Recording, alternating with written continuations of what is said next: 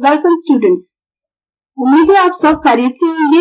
आज जो हम टॉपिक डिस्कस करने वाले हैं वो है state dependent preferences and equilibrium analysis under uncertainty. इससे पहले वाले लेक्चर में हमने डिस्कस किए थे इंडिविजुअल के रिस्क एटीट्यूड्स और उनके टोटल यूटिलिटी कर्व्स।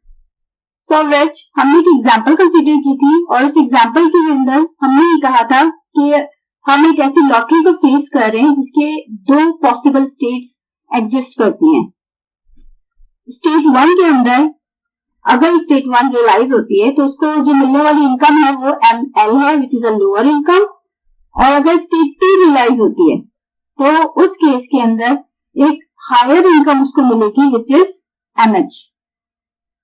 इस लॉटरी की दोनों पॉसिबिलिटीज की एक्सपेक्टेशंस लेके हमने एक्सपेक्टेड इनकम भी इसकी निकाल ली थी। अब क्योंकि ये लीनियर रिलेशनशिप था, आपने या तो जो एक्सपेक्टेड प्रोबेबिलिटीज होंगी उस पर ही मल्टीप्लाई करके आएगी। नाउ अब अगर ये लॉटरी एक रिस्क अवर्सिव इंडिविजुअल फेस करे,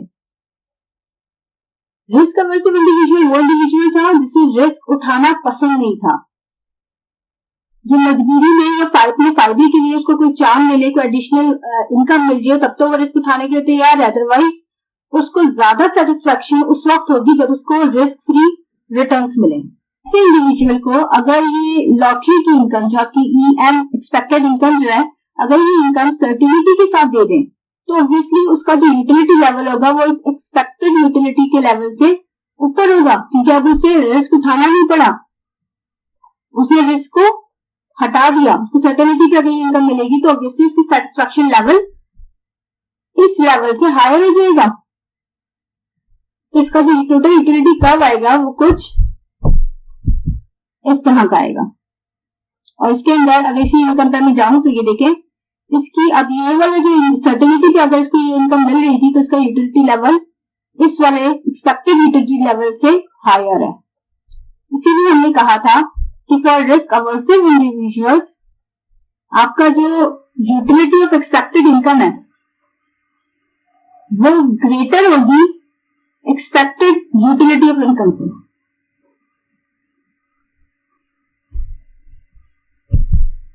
नेक्स्ट हमने पॉइंट डिस्कस किया था what are certainty equivalent. Certainty equivalent क्या चीज है? वही चीज है कि फॉर एग्जाम्पल ये जो एक्सपेक्टेड इनकम थी इससे अटैच्ड आपके पास ये वाला यूटिलिटी लेवल था।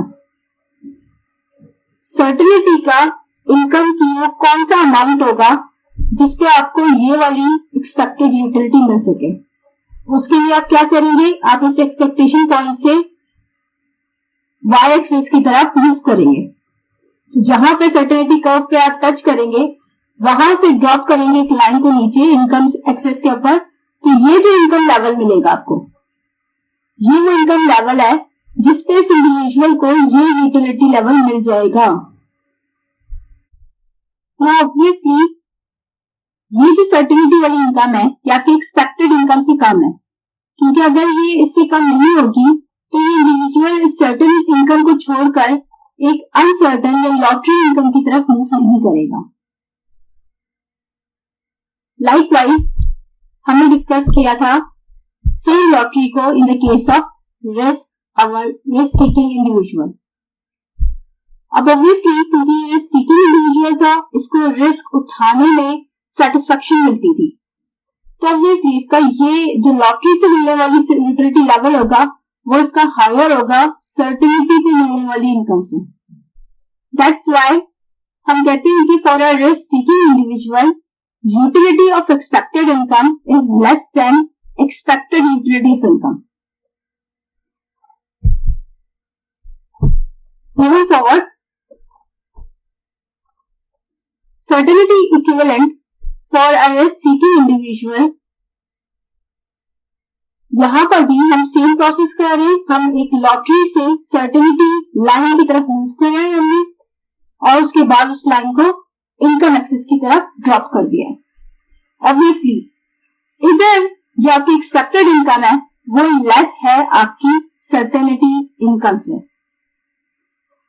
क्योंकि ये risk aversive risk taking individual था और इसको लॉटरी में इन्वेस्ट करने में ज्यादा मजा आता है as compared to have this same level of utility at an income with certainty.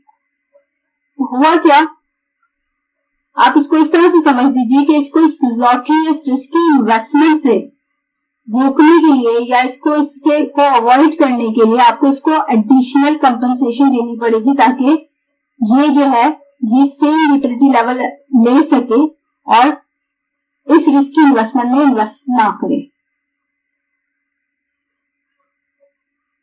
क्योंकि सेम इस वाले लेवल पे इनकम पे अगर मैं देखूं तो इसकी यूटिलिटी तो नीचे है ना, इसकी यूटिलिटी लेवल कम आएगा।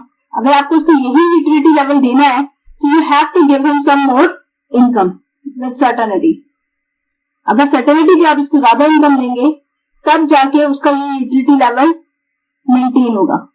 अदरवाइज इस सेम इनकम पे जो उसको लॉटरी से मिल रही थी, अगर यही सेम इनकम आप उसको सर्टेनिटी से दे दें तो इसका यूटिलिटी लेवल कम होगा। नेक्स्ट हमने केस डिस्कस किया था रिस्क न्यूट्रल इंडिविजुअल का। रिस्क न्यूट्रल इंडिविजुअल वो इंडिविजुअल होता है जिसको रिस्क उठाने या ना उठाने से कोई फर्क नहीं पड़ रहा, वो इंडिफरेंट है। तो ऑब्वियसली उसकी यूटिलिटी ऑफ एक्सपेक्टेड इनकम भी यही पॉइंट बनेगा और एक्सपेक्टेड यूटिलिटी ऑफ इनकम भी यही पॉइंट होगा, क्योंकि इसकी लीनियर यूटिलिटी कर्व निकल के आया है ना। टोटल यूटिलिटी कर्व जो इस इंडिविजुअल का निकला है वो लीनियर निकला है और लीनियर के ऊपर आपके पास अप और डाउन होने की पॉसिबिलिटी तो नहीं आ रही। तो यहाँ पे क्या होता है कि यहाँ पे यूटिलिटी ऑफ एक्सपेक्टेड इनकम जो है आपकी वो इक्वल हो जाती है एक्सपेक्टेड यूटिलिटी ऑफ इनकम की, और यही पॉइंट ऑब्वियसली इसका सर्टेनिटी इक्विवेलेंट भी होगा, क्योंकि यहाँ पे कोई और पॉइंट तो आया नहीं ना, आपके पास सर्टेनिटी लाइन भी वही है और आपकी लॉटरी की लाइन के ऊपर कोइंसाइड कर गया है। ये डिफरेंट टाइप की शेप्स थी। रिस्क अवर्सिव इंडिविजुअल का टोटल यूटिलिटी कर्व इस तरह का होता है, रिस्क सीकिंग का इस तरह का होता है और रिस्क न्यूट्रल का टोटल यूटिलिटी फंक्शन जो होगा वो कुछ इस टाइप का होगा। Now moving on to our today's lecture. जब हम स्टेट डिपेंडेंट प्रेफरेंसेस की बात कर रहे होते हैं तो अगर आपको याद हो तो कंज्यूमर थ्योरी के अंदर इंडिविजुअल का जब हम इक्विलिब्रियम निकालते थे तो वहां पे उसका एक ऑब्जेक्टिव फंक्शन होता है और एक उसका सब्जेक्ट टू या कंस्ट्रेंट फंक्शन होता था। ऑब्जेक्टिव फंक्शन उसका यूटिलिटी फंक्शन होता था और जो उसका सब्जेक्टिव फंक्शन होता था वो आपकी बजट लाइन होती थी। बजट लाइन आपकी अफोर्डेबिलिटी को रिप्रेजेंट करती है और जो आपका यूटिलिटी फंक्शन होता था वो आपकी प्रेफरेंसेस को शो करता था। For the equilibrium of this individual आप क्या करते थे, आप दोनों को एक ही एक्सिस के लिए ड्रॉ करते थे which is the goods axis. दोनों का एक्सिस पे आप गुड्स रखते थे, कोई भी बजट लाइन ड्रॉ करते थे और देखते थे कि कौन सा indifference curve, highest indifference curve जिस पे टेंजेंट होता था वो आपका इक्विलिब्रियम पॉइंट हो जाता था। बट नाउ अंडर अनसर्टेनिटी आपका जो ऑब्जेक्टिव फंक्शन होगा वो अब यूटिलिटी की मैक्सिमाइजेशन नहीं है, वो एक्सपेक्टेड यूटिलिटी की मैक्सिमाइजेशन होगी, जो कि आपको अक्रॉस स्टेट्स मिलने वाली इनकम या वेल्थ या कंजप्शन से मिल रही होगी। तो under uncertainty what we say that the decision takers objective function is to maximize his or her expected utility of the two possible states contingent outcomes. Now symbolically अगर मैं इसको लिखूं तो आपकी जो एक्सपेक्टेड यूटिलिटी ऑफ इनकम है, क्योंकि हमने इनकम का केस अभी लिया हुआ है, phi is the probability of occurrence of state 1 and 1 minus phi is the probability of occurrence of state 2।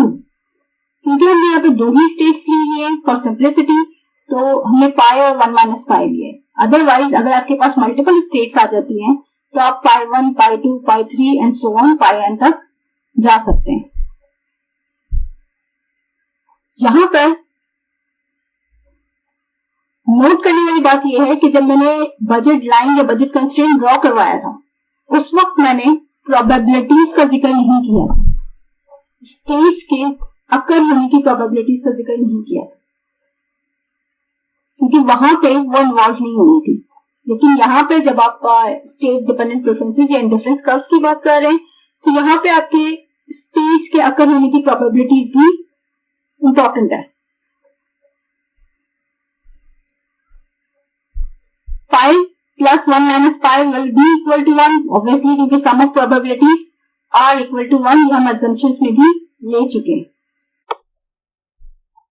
State 1 में मिलने वाली इनकम जो है वो M1 इनकम है which is a lower income, obviously उससे मिलने वाली यूटिलिटी भी आपकी लोअर होगी as compared to the utility in state 2 जो कि एक हायर इनकम आपको देगी।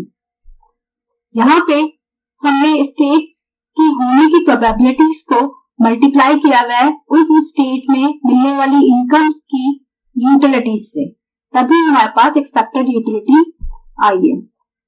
मूविंग फॉरवर्ड,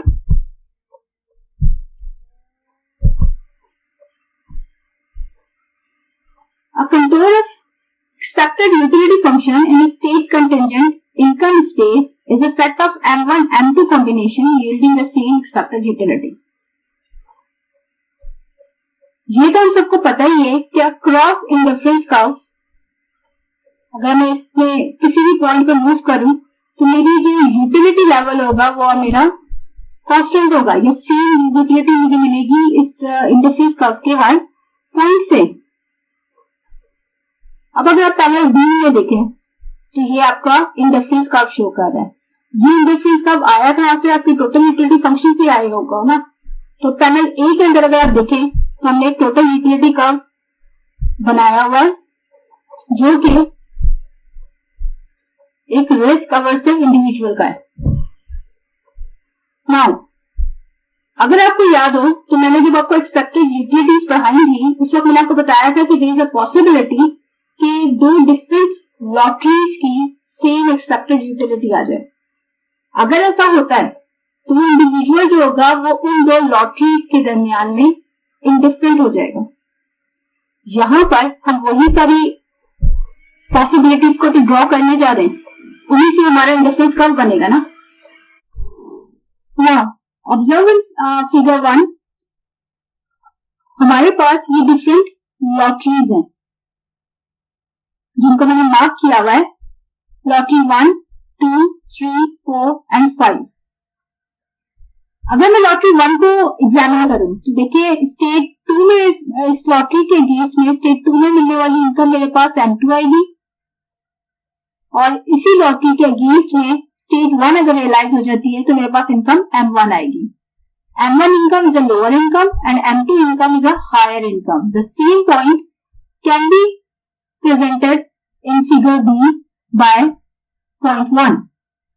यहां पर भी आप देखें जो आप point 1 के ऊपर जब point 1 बनाया है इसके ऊपर M2 is a higher income, access से अगर आप यहाँ पे देखें ये हायर इनकम है और इसके अगेंस्ट में जो M1 स्टेट जो M1 है आपकी स्टेट 1 में मिलने वाली इनकम वो आपकी एक लोअर इनकम है। लाइकवाइज पॉइंट 2 पे अगर आप जाएंगे लॉटरी 2 पर अगर आप देखते हैं तो आपकी ये वाली इनकम जो होगी आपकी M2 बार जो है आपके पास वो स्टेट 2 में मिलने वाली इनकम है which is a higher income और M1 बार जो है वो आपके पास लोअर स्टेट इनकम कहलाएगी या इनकम इन स्टेट 1। इन दोनों की भी एक्सपेक्टेशन जो आई है जो पॉइंट 2 है वो आपकी इस एक्सपेक्टेड यूटिलिटी वाली लाइन के ऊपर ही लाई कर रही है। ये वो सारे पॉइंट्स हैं जिनके ऊपर आपकी यूटिलिटी अक्रॉस दीज लॉटरीज जो है वो सेम आ रही है। यहां पर आप अगर इफ यू रिकॉल दैट तो आपकी एक्सपेक्टेड इनकम तो चेंज हो रही है अक्रॉस लॉटरीज लेकिन उसकी एक्सपेक्टेड यूटिलिटी इसी लाइन पे या इसी कांस्टेंट के साथ इसी सेम उस पर मूव कर रही है। इसी तरह अगर आप कंटिन्यू करते जाएं M2 को रिड्यूस करते हुए जा रहे हैं आप यहाँ पे, और M1 को इंक्रीज करते हुए जा रहे हैं और डिफरेंट लॉटरीज को फॉर्मुलेट कर रहे हैं। अगर आप इसी तरह करते जाएं तो there will be a point, एक पॉइंट ऐसा आएगा जहां पे आपकी दोनों स्टेट्स में मिलने वाली इनकम बराबर हो जाएगी, M1 और M2 दोनों बराबर हो जाएंगी। जब M1 और M2 दोनों बराबर हो जाएंगी तो ऑब्वियसली उनसे मिलने वाली जो यूटिलिटी होगी वो भी बराबर होगी। जो एक्सपेक्टेड यूटिलिटी आएगी वो भी यहाँ पे फिर आपकी इस सर्टेनिटी पॉइंट के ऊपर लाई कर जाएगी। अगर आपको याद हो, हमें बजट लाइन में भी एक सर्टेनिटी पॉइंट मिला था। लाइकवाइज हमें इस टोटल यूटिलिटी कर्व पे, जब हम इंडिफरेंस कर्व को ड्राइव कर रहे हैं इस टोटल यूटिलिटी कर्व से, तब भी हमें एक सर्टेनिटी पॉइंट मिल गया। ये सर्टेनिटी पॉइंट इस इंडिफरेंस कर्व पे 0.5 से रिप्रेजेंट हो रहा है। यहां से ओरिजिन से हमने एक 0.5 से लाइन गुजार दी है, जिसको हमने अगेन कहा है कि आपकी सर्टेनिटी लाइन है, क्योंकि ये वो पॉइंट है जिसपे आपको अक्रॉस स्टेट्स मिलने वाली इनकम जो है वो सेम हो चुकी है, और इनकम सेम है तो उससे मिलने वाली यूटिलिटी भी आपकी सेम हो जाएगी। इस पॉइंट से पहले जो थी, क्योंकि M2 हायर इनकम थी, तो ऑब्वियसली उसकी जो यूटिलिटी होगी वो हायर होगी एज कंपेयर टू M1। और इस पॉइंट के इस सर्टेनिटी लाइन के नीचे जो है, क्योंकि M1 is a higher income, तो उसकी यूटिलिटी ज्यादा हो जाएगी एज कंपेयर टू M2। 0.5 के बाद अगर मैं इसके बाद मजीद भी M2 को डिक्रीज करती जाऊं और M1 को इंक्रीज करती जाऊं, तो ये जो पॉइंट्स है ये रिवर्स हो जाएंगे। यहां पे M2 आ जाएगा फिर, और यहां पे M1 की वैल्यूज आ जाएंगी। उस केस में आप इस जो सर्टेनिटी पॉइंट है 0.5, इससे नीचे वाला इंडिफरेंस कर्व भी ड्रॉ कर सकते हैं। मैंने डायरेक्टली ड्रॉ कर दिया है, क्योंकि एक साइड अगर आपको समझ आ जाती है तो इट इज सेम, आप दूसरे पे भी इसको अप्लाई कर सकते हैं। नाउ मूविंग फॉरवर्ड, अब जब हमारे पास ये इंडिफरेंस कर्व्स आ चुके हैं, तो यू विल ऑब्जर्व कि ये जो इंडिफरेंस कर्व्स हमारे पास आए हैं, ये ऑलमोस्ट सारी स्टैंडर्ड इंडिफरेंस कर्व्स की कैरेक्टरिस्टिक्स को फॉलो करते हैं।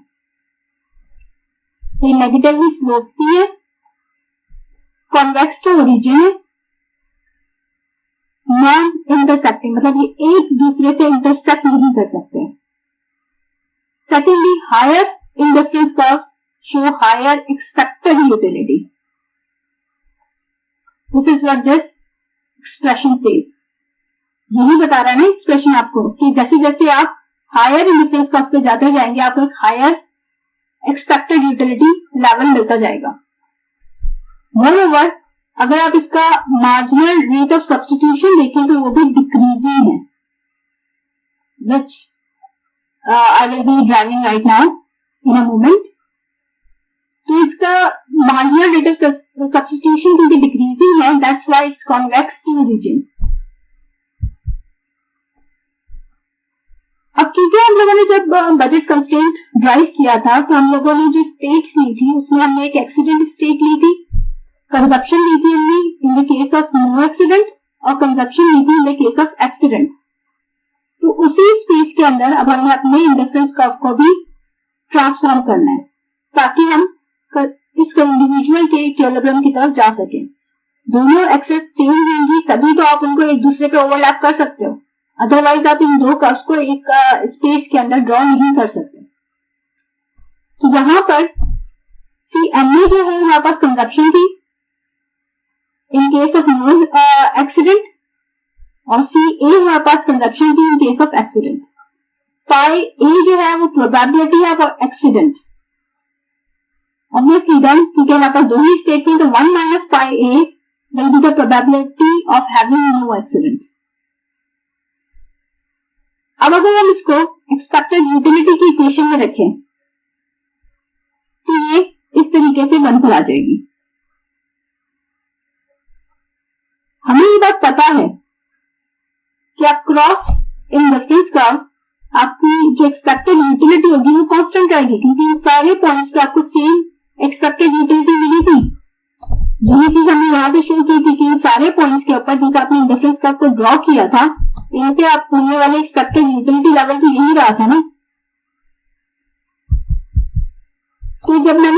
इक्वेशन का टोटल डेरिवेटिव लिया है, तो उसके अंदर जो आपका ये वाला अमाउंट है, change in expected utility of consumption, ये आपकी अक्रॉस द इंडिफरेंस कर्व 0 होती है, क्योंकि इसमें चेंज नहीं आ रहा ना, सेम होगी, सेम में तो सेम, उसको माइनस कर दोगे, अगर सेम वैल्यू में से सेम वैल्यू माइनस कर देंगे तो आपके पास 0 ही बचेगा। इसको 0 पुट करने के बाद मैंने इसको change in consumption in the state of no accident over change in consumption in the state of accident, यानी कि इसका जो स्लोप बनेगा, change in Y over change in X होता है ना, तो वाई पे हमारे पास consumption in the state of no accident है, और एक्स पे हमारे पास consumption in the state of accident है। तो सेम स्लोप के लिए जब मैंने इसको सॉल्व आउट कर लिया तो ये इस तरीके से निकल के आएगी। अगर आपको याद हो तो कंज्यूमर थ्योरी के अंदर भी जब हम कंज्यूमर का गुड्स मार्केट के अंदर या अंडर सर्टेनिटी इक्विलिब्रियम देखते हैं, वहां पे भी हमारे पास ये सेम कंडीशन ऐसी ही आती है, मार्जिन यूटिलिटीज का ही डिफरेंस होता है, वहां पे भी रेशियो होता है आपका फ्लो, बट वहां पे और यहाँ पे डिफरेंस क्या है कि यहाँ पे प्रोबेबिलिटीज इन्वॉल्व है, जबकि वहां पर अंडर सर्टेनिटी आपके पास प्रोबेबिलिटीज इन्वॉल्व नहीं थी। ये आपका स्लोप कहलाएगा इस इंडिफरेंस कर्व का। नाउ फॉर इक्विलिब्रियम हमारे पास दोनों चीजें आ चुकी हैं, हमारे पास बजट लाइन तो हम ऑलरेडी ड्राइव कर चुके थे पहले, अब हमने इंडिफरेंस कर्व भी इसी एक्सीडेंट और नो एक्सीडेंट स्पेस के अंदर अपना इंडिफरेंस कर्व भी हमने ड्रॉ कर लिया है। अब इन दोनों को अगर मैं ओवरलैप कर दूं एक ही ग्राफ के अंदर या एक ही स्पेस के अंदर दोनों कर्व्स को ड्रॉ कर दूं, तो ये कुछ जानी पहचानी शेप आ जाएगी आपके सामने। यहाँ पे भी बजट लाइन है एक और बाकी इंडिफरेंस कर्व्स है। ऑब्वियसली ये जो पर्टिकुलर इंडिविजुअल या जो पर्टिकुलर केस अभी हमने लिया हुआ है, इस इंडिविजुअल के लिए जो highest possible attainable indifference curve है वो आपका सेकंड वाला इंडिफरेंस कर्व है ना, जिससे टेंजेंट हुआ है। और तो कोई अगर से नीचे वाले इंडिफरेंस कर्व पे जाएंगे तो ये इसके पास पॉसिबिलिटी है कि ये अगर अपना फॉर एग्जांपल अगर ये एंडोमेंट पॉइंट पर जहां पे टच कर रहा है, अगर ये इस पॉइंट पे रहता तो इसके पास पॉसिबिलिटी थी ना कि ये अपना कॉम्बिनेशन चेंज करे और एक हायर यूटिलिटी लेवल पे चला जाए। लेकिन इस पॉइंट के बाद यहां पे आने के बाद ऐसी कोई पॉसिबिलिटी नहीं है कि ये अपनी कॉम्बिनेशन को चेंज करे और किसी हायर इंडिफरेंस कर्व पे चला जाए। तो ये उसका हाईएस्ट इंडिफरेंस कर्व है जो कि वो रीच कर सकता है given this constraint. Right now अगर आप इसको ऑब्जर्व करें तो यहां पर आपकी बजट लाइन की स्लोप और आपकी इंडिफरेंस कर्व की स्लोप जो है वो बराबर होगी इस पॉइंट के ऊपर, और यही हमारी टेंडेंसी कंडीशन थी कि जो आपका एमआरएस है should be equal to the slope of the budget constraint. MRS जो है यहाँ पे वो आपका पाई ओवर 1 ओवर पाई और margin utility in the case of accident divided by margin utility in the case of no accident है, जबकि जो बजट लाइन का स्लोप था वो गैमा ओवर 1 माइनस गैमा है। गैमा जो था वो यूनिट कॉस्ट ऑफ इंश्योरेंस थी और 1 माइनस गैमा जो था नेट बेनिफिट फ्रॉम इंश्योरेंस था। जब ये दोनों बराबर हो गए तो इक्विलिब्रियम आपका एग्जिस्ट कर गया। अभी जो हमारा इक्विलिब्रियम अकर हुआ है वो सर्टेनिटी लाइन पर हुआ है, इस पॉइंट पर जो कि सर्टेनिटी लाइन पर लाई कर रहा है। इसका मतलब ये है कि इस पॉइंट पर आपको दोनों स्टेट्स में मिलने वाली कंजप्शन बराबर होगी, चाहे कोई भी स्टेट इंडिविजुअल को फेस करना पड़े, एक्सीडेंट या नो एक्सीडेंट, उसको मिलने वाली जो कंजप्शन होगी इन ईदर स्टेट वो सेम होगी। मगर ये ऐसा ही हमेशा हो ये लाजमी नहीं है। हो सकता है कि ये जो आपका टेंजेंसी कंडीशन है ये इस सर्टेनिटी लाइन के ऊपर है और इसके नीचे भी आ सकता है। अगर इसके ऊपर आता है, इस स्पेस में कहीं आता है, तो इसका मतलब ये होगा कि जो इंडिविजुअल है ये प्रेफर करता है नो एक्सीडेंट स्टेट की कंजप्शन को ज्यादा as compared to the consumption in accident state. और अगर ये जो टेंजेंसी पॉइंट है जो हाईएस्ट इंटरफेस का इसका टेंजेंट हो रहा है वो कहीं नीचे आए तो उसका मतलब ये होगा कि इस इंडिविजुअल को कंजप्शन इन एक्सीडेंट स्टेट ज्यादा प्रेफर्ड है as compared to consumption in no accident state.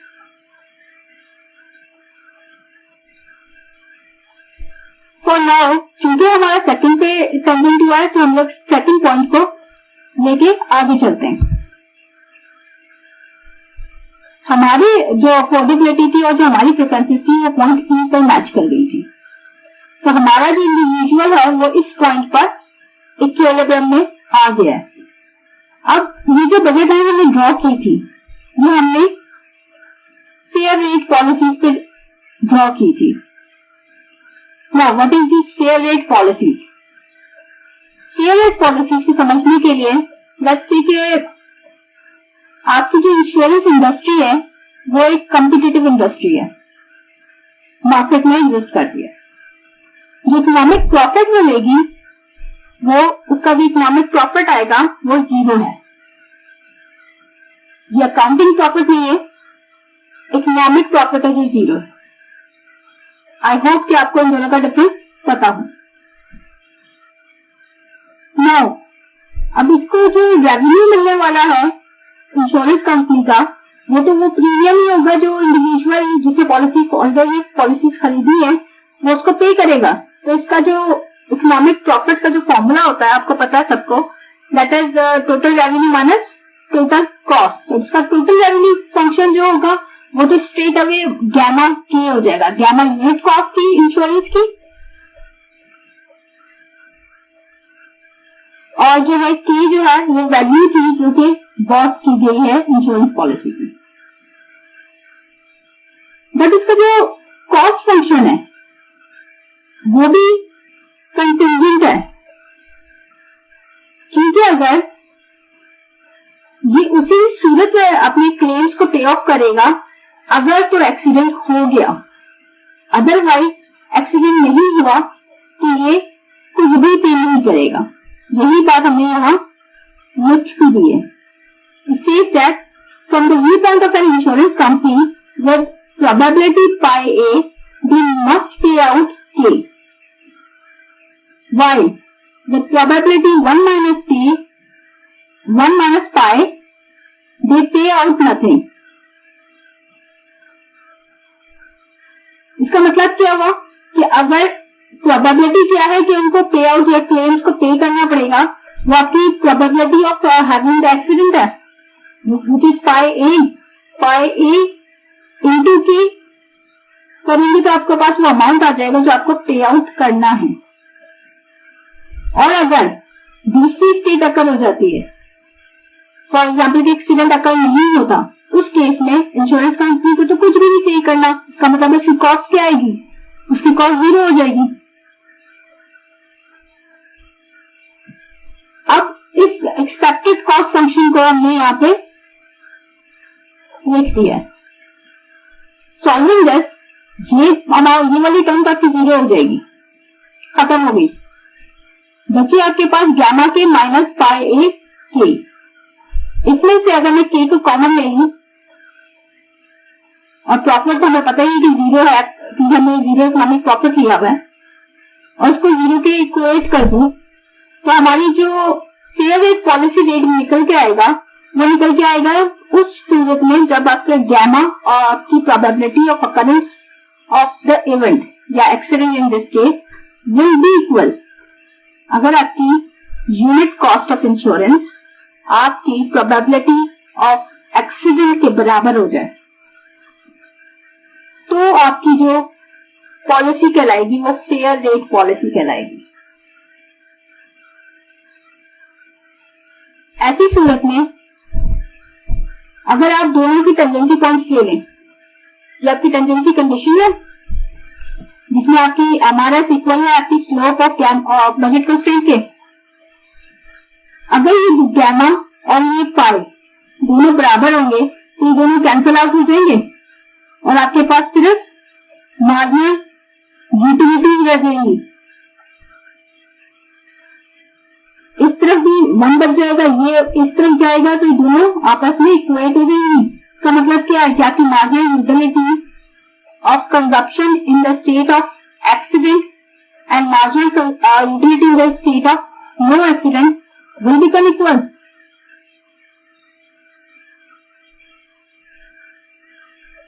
दोनों केसेस में आपको सेम मिल रही थी, इसी वजह से तो आपकी कंजप्शन दोनों स्टेट्स के अंदर सेम आई थी।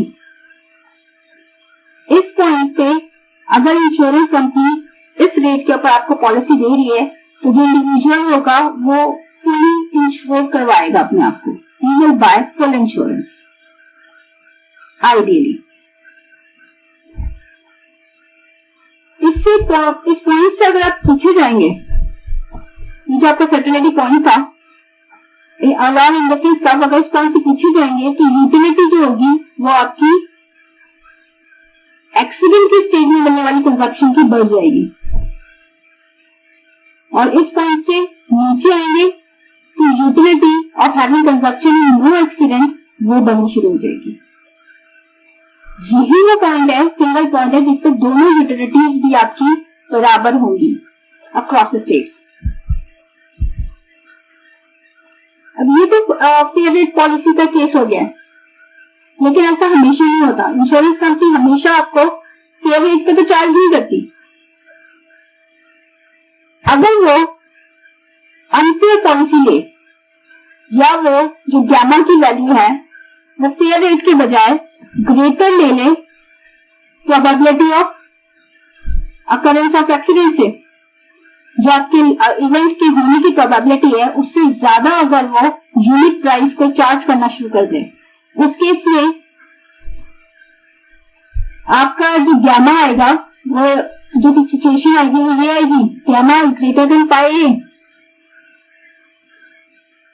which implies that कि जो आपका रेशियो था पाई ए ओवर 1 माइनस पाई वो लेस हो जाएगा गैमा ओवर 1 माइनस गैमा से। इसमें आप सिंपल प्रोबेबिलिटी, क्योंकि आपको पता है कि ये दोनों ही प्रोबेबिलिटीज, ये भी दोनों की जो रेंज है गैमा की और पाई की वो 1 और 0 के दरमियान में, तो इसमें कोई भी वैल्यू आप पुट करके इसको ट्वीक कर सकते हैं। इस केस के अंदर अगर आपके पास ये वाली सिचुएशन एग्जिस्ट करती है जहां पे इंश्योरेंस कंपनी ज्यादा पॉलिसी चार्ज कर रही है, एक्सपेंसिव पॉलिसी आपको बेच रही है, उस केस में आपकी जो मार्जिनल यूटिलिटी होगी in the case of accident वो ग्रेटर हो जाएगी to the marginal utility in the case of no accident. Obviously अब आपको क्या हो रहा है, अब आपको क्योंकि आपके पास जिस तरह से समझ लीजिए कि आपकी जो इंश्योरेंस पॉलिसी अब आपको महंगी पड़ रही है, तो आप क्या करेंगे, आप उसको कम खरीदेंगे। कम खरीदेंगे इसका मतलब है कि आप सर्टेनिटी लाइन के ऊपर होंगे, उससे नीचे नहीं जा सकते। और सर्टेनिटी लाइन के ऊपर की जो वैल्यूज थी, जो पॉइंट्स थे, वहां पे हम अभी ऑलरेडी देख चुके हैं कि वहां पे जो आपकी मार्जिन यूटिलिटी है वो इन द स्टेट ऑफ एक्सीडेंट वो ज्यादा होती है। इसीलिए ये वाला रिलेशनशिप बिल्ट हुआ है। जब तक जो कंजप्शन आपको मिलने वाली है in either state, in case जहां पे आपकी गैमा ज्यादा होगा वहां पे आपको एक्सीडेंट के केस में मिलने वाली कंजप्शन कम होगी और नो एक्सीडेंट के केस में मिलने वाली कंजप्शन ज्यादा होगी।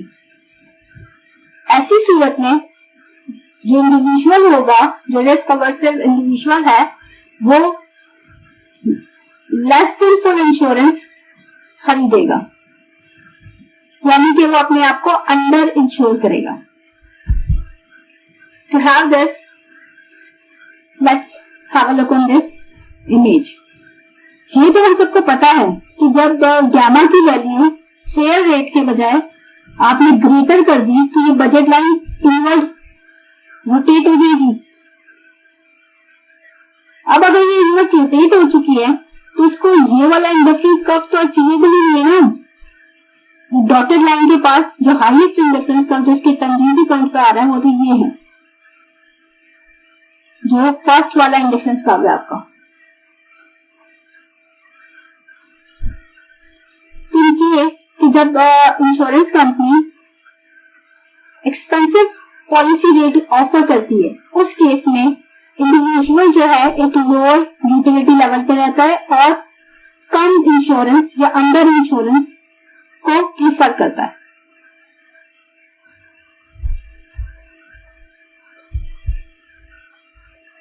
नाउ हमने देख लिया था कि आपके जितने भी 3 तरह के इंडिविजुअल थे, रिस्क अवर्सिव, रिस्क सीकिंग और रिस्क न्यूट्रल, उन सब के यूटिलिटी फंक्शंस भी डिफरेंट थे।